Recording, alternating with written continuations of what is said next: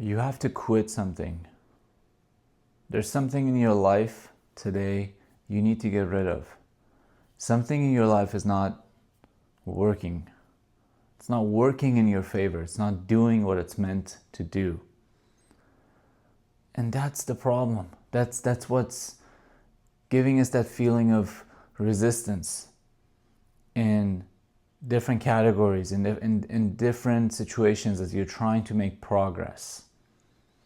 Where does the resistance come from?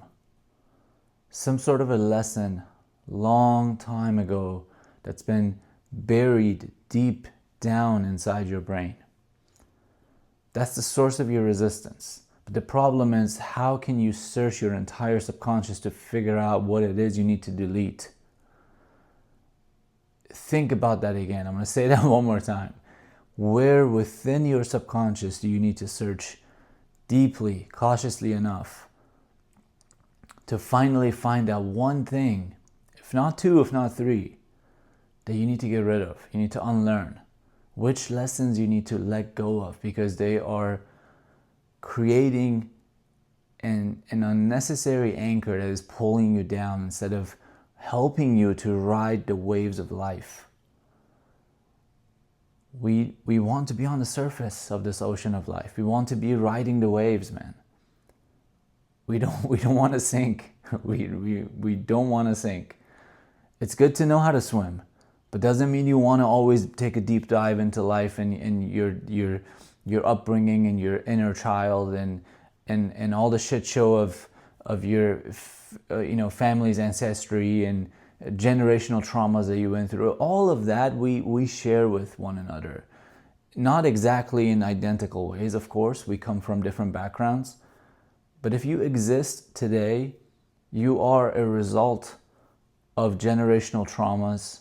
You are a result of messed up childhood, either for yourself or in your family members, and your parents and your grandparents. You're a result of people getting killed and people dying and all sorts of things going in terrible ways in the history of your family's ancestry. And that's where we are today, right? That's where we are in this moment. Yet we're here, we're alive, we breathe, and we're moving through life.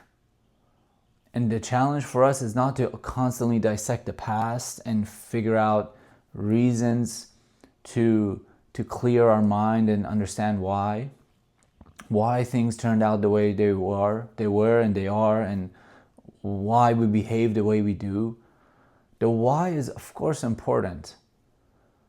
But to me, what matters the most is you build new memories that are contradictory to the entire identity that you have built for yourself up until the age of 20, the age of 30, 40, wherever you are in life.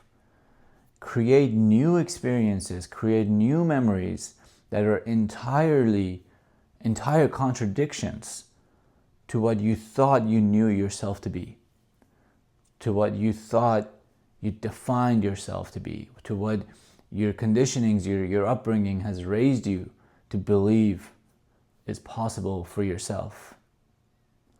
Once you create enough contradictions, once you create enough evidence, once you create enough proof that the story of the past can be true only if you choose for it to be true. And the story of the future, that's for you to write. That's for you to explore. That's for you to design, for you to architect your way, your liking, your desires. It's for you to choose what you want to keep and what you wish to let go of. That's the beauty of this life. No matter how messed up the past has been, no matter how many versions of trauma you've experienced within this life or in previous lives, the beauty of this moment is that none of that matters. The beauty of this moment is that you are still free. You are still alive, and that is That is a card in your hand that allows you to play the game of life as you wish. Now the challenge here is, are you going to play the game based on the rules of the past? Or are you going to play the game with the understanding of the freedom available to you? And that freedom will allow you to break the rules of the past, but you have to be okay with that. You got to be okay with breaking the rules of the past.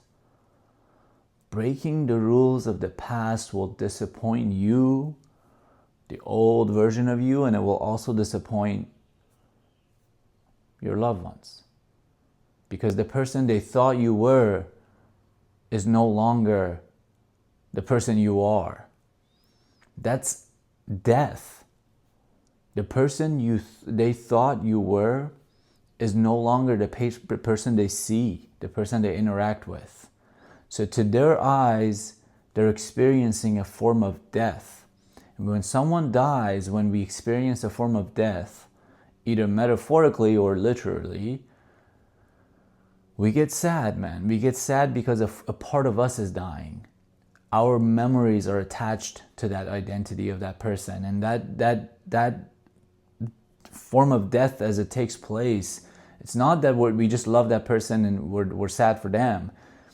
We are sad because what we thought was true within our own psyche, our own memories, either with that person or about that person, the possibilities for that person are shattered. And that is sadness from within. That's sadness for ourselves. It's actually very selfish. We're sad because we thought we knew you, but you have now changed and we don't know you. We thought that our limiting beliefs matched your limiting beliefs, but you have destroyed your limiting beliefs. And that now makes us think and realize that perhaps maybe our limiting beliefs are actually limiting beliefs. And they're limiting us. And so we're sad. We're sad for ourselves. If you grow out of the matrix that you've created in your own mind, the matrix that's been put in your own mind by all the people that love you the most, of course. It's the irony of it. If you escape out of that matrix, no one, well, I can't say no one, right? But for the most part, the people who love you the most will have negative reactions. And that's okay. The journey of growth, man, is about experiencing the negative reactions and recognizing that this is not a bad thing. Negative reactions are a good thing. They're triggering others. They're causing a spark.